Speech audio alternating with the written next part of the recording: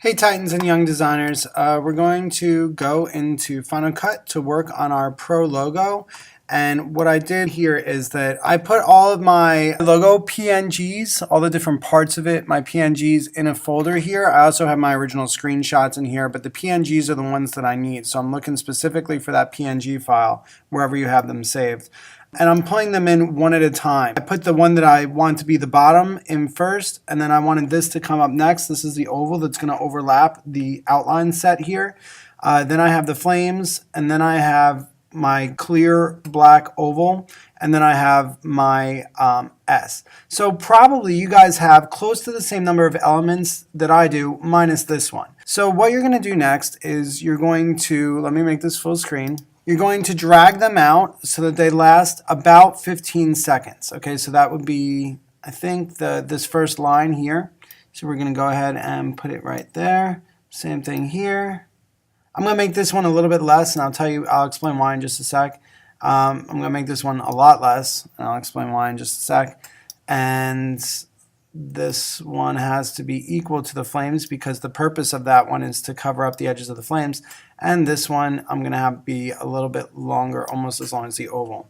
All right, so now I want to move them to where in time I want them to start. Okay, so I really want my background to appear first. So if I play it now, it's going to appear that the background appears first. Then I have my oval come in. Then very shortly after that, my S is going to come in. And then I have my flames and the oval show up at the same time so that the oval can cover the flames edges. All right, now I want all of them to last until this 15-second mark. So I'm going to try and make them all stretch to just about that line. We're also, just so you know, we're eventually going to add music to this, and I also want to add a background for the logo. For that, I'm going to let you use Google Images. I'm going to type in something like metal treads because I want something generic. You obviously can't have SpongeBob in there. It has to be a photograph. You know, maybe you like fire. You could find an underwater kind of thing so you could get a picture from underwater. You want to make sure your picture is clear. This picture is pretty clear, and it absolutely can't have a watermark. And it has to be, again, something generic, not something owned by somebody else, like not a specific car. It has to be something like a simple thing that's not also something that's not going to take away from your logo, because it's not the most important thing, it's the least important thing. So I downloaded one onto my desktop, and I'm going to throw it into my timeline here. Okay, so then what I need to do is make my background my background. Now, I actually wanted to be on this line. I kind of wanted to replace this as my background. So I'm going to make it the size that I want, which is a little bit longer, a tiny bit longer than I want my logo to be, which is a little bit longer than 15 seconds. I'm going to put it in that space. And this is going to seem like I'm doing this with no reason, but you have to move these over before you move this one in. It's just the way it is.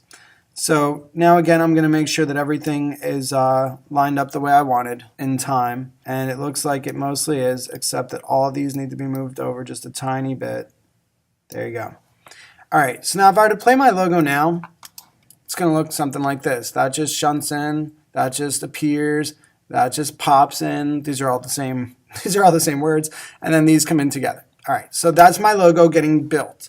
So that was easy, but the project's not over. I want you to use a few different techniques to make it look like things are moving and to make things look like they're sliding in. I definitely want my background to cover my whole page, so that's what I'm going to work on first. I'm going to work from the bottom and work my way up. So I'm going to click this first, and the first thing I want to do is recrop that. So I'm clicking both the crop over here and the word crop here, and this makes it so it's only going to show this area, which means it'll fill the page and there won't be black bars. So that's my first good step. I'm also going to do more work on that later, but I just wanted to cover my background for now. The next step, I'm going to just move up my slides, is I have to decide how this is going to show up. I don't want it to just suddenly be there. That's just not as fun. So I'm going to use one of my transitions, which are right on this button. So if I click this button, you'll see all these transitions come up. Now this is showing all of them currently. I could just go to specifics, but I want to see all that it has to offer and choose one. Let's just try this cross dissolve first. So I'm going to put it on there, and let's play it to see what it looks like.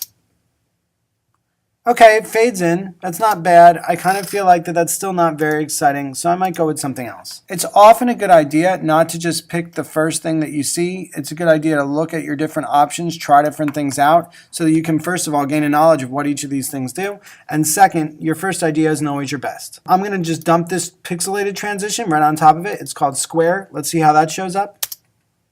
Okay, I definitely like that because it actually kind of like reminds me that I like video games. So it's a good thing to continue having my logo talk about me.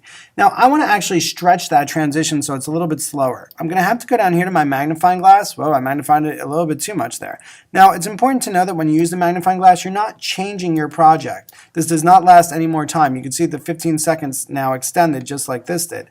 So we're just looking at it differently, like you're looking at it under a magnifying glass. All right, so here we go. Okay, I like that much better. It's like pixelating its way in. So I did not change this one. This is still the fade out cross dissolve. So instead I'm just going to have it be nothing because I'm going to have my logo go away, pretty much together at that 15-second mark. So I'm actually going to adjust this back to the 15 seconds, about. All right, so next step is to go on to the next slide. And I don't want to use transitions for everyone, so this is going to be a different technique. I don't care which technique you use on which slide. However, I want you to try each of the 3 techniques that I show, and I want you to try them on different slides. So this one, I'm going to do something called keyframing. Keyframing is well, let me click it first and show you. If I click my transform up here, and make sure this is in video to do it, and I have this slide selected, meaning yellow, you'll see my transformation box come up. And I don't want to transform this. I want it to stay the way it is because I want it to appear the way it's the position that it's supposed to appear in my logo. However, this also pops up. If I move my cursor where in time I want my oval to be completing its position here, so meaning it'll be here at this time, I want to create a keyframe to tell the computer that. I'm saying, hey, this is what I want it to look like at this point in time. But then I'm going to go back to the very beginning of where it is, and I'm going to add another keyframe. When I do that, I'm going to move the logo off the screen, and I can move it anywhere I want. It could come in diagonally, it could come in like this, or it could come in perfectly straight here or in from the top. But I'm going to move it perfectly straight on the side. So now, just to show you what I actually did, I created a motion path. So at the later point in time, it's going to be here. At this point in time where we are now, it's off here. So this is what that looks like. I'm going to start it there. So you can see that the oval kind of slid in, and that's exactly the effect that I was going for.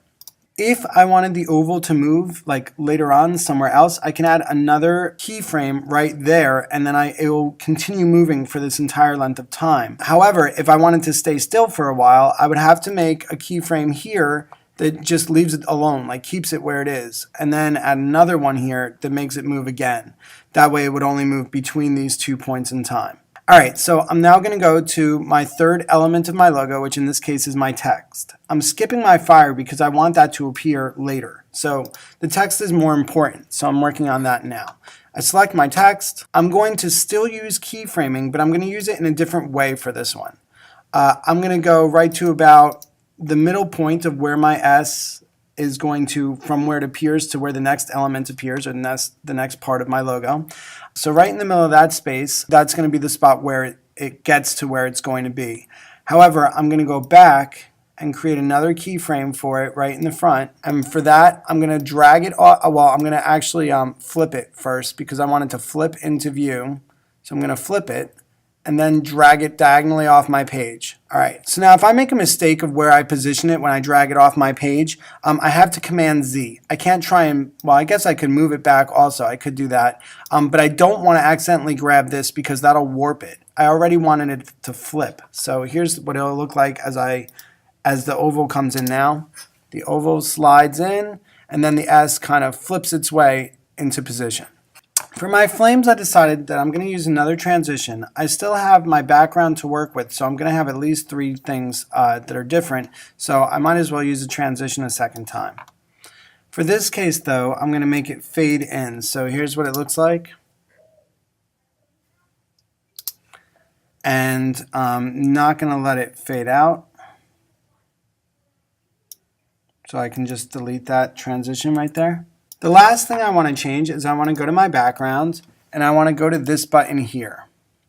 Again, you could use any of these techniques on any of your different slides, but you want to have something on every slide. The only slide I'm not going to do anything on is this clear slide because I don't want it to have an entrance. I specifically want it to not be noticed. It's only there to cover up the edges of my flames.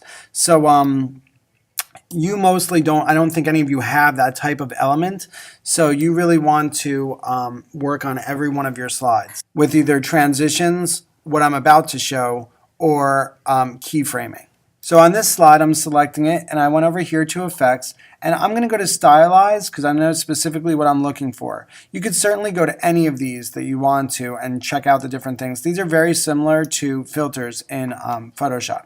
I'm going to use the vignette and drag it right onto that metal treads. And you can see that it got all darker around here, which is exactly what I was trying to do. So far I made an intro for every one of my slides except for the clear oval. If you want to make like an exit strategy for each slide the same way, that would be extra credit. But what you don't want, what you would lose credit on, is if they kind of just haphazardly disappear. I've set mine so that they at least go away pretty much on time together. Like, not pretty much exactly.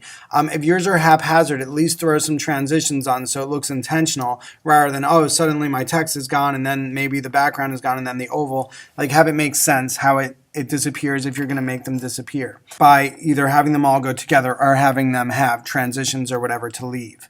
Okay, the last thing that I want to show is I feel like that my logo is pretty good, but it really needs sound. So you're allowed to pick a song, and this is the one thing that can be copywritten that you can use in here. You're going to have to probably ask me to get it, so I'll get it for you. Or if you're already familiar with Clip Grab, you can use it and get your music. Or if you know another way, you could do it that way as well.